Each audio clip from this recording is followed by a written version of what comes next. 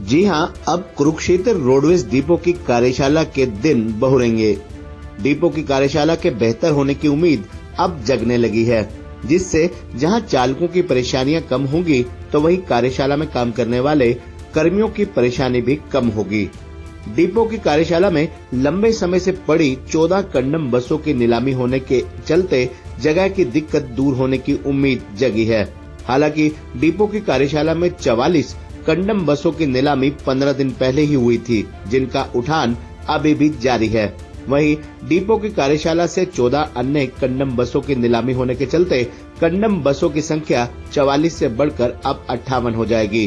Condemn बसों के उठने से कार्यशाला में साफ सफाई की व्यवस्था दुरुस्त तो होगी ही, साथ ही अन्य कई सुविधाएं भी बेहतर होंगी।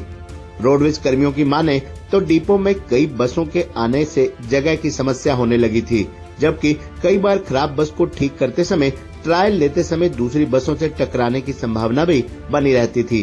लेकिन अब कंडम बसों के उठने से जगह की समस्या का समाधान होने की उम्मीद नजर आने लगी है। All Haryana roadways workers union के डिपो प्रधान नरेंद्र पंचाल का कहना है कि डिपो की कार्यशाला में जब से नई बसें आई हैं, जगह की समस्या खड़ी हो गई थी, लेकिन अब कंडम बसों के उठान होने से जगह की समस्या का समाधान तो होगा ही, साथ ही साफ सफाई की व्यवस्था भी दुरुस्त होगी।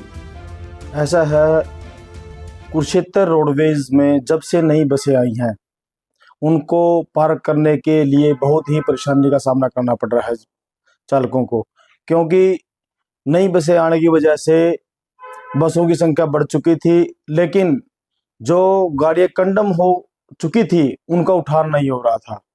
अब पिछले कुछ दिन पहले 51 बसों की नीलामी हो चुकी है और नीलामी के दौरान ठेकेदार उन गाड़ियों को धीरे धीरे करके उठा रहे हैं।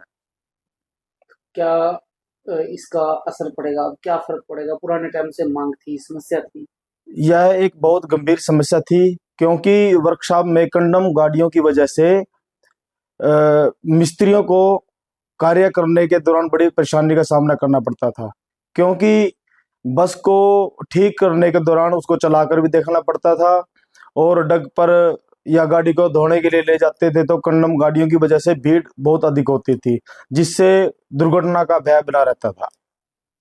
और जैसे रात को सारी गाड़ियां वर्कशॉप में खड़ी हो जाती थी तो उनको सुबह निकालने में बड़ी परेशानी का सामना करना पड़ता था, क्योंकि गाड़ियां अधिक हो जाती थी, जिससे एक दूसरे से टकराने का खतरा बना रहता था।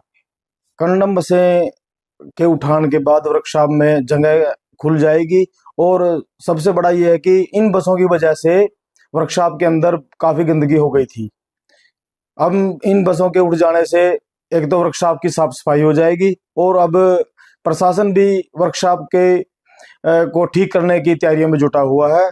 तो जीएम साहब से वार्ता हुई थी इस बारे में, तो कह रहे थे कि अब ऊपर से जैसे ही बजट आ जाएगा वर्कशॉप का नवीकरण का कार्य शुरू कर दिया जाएगा।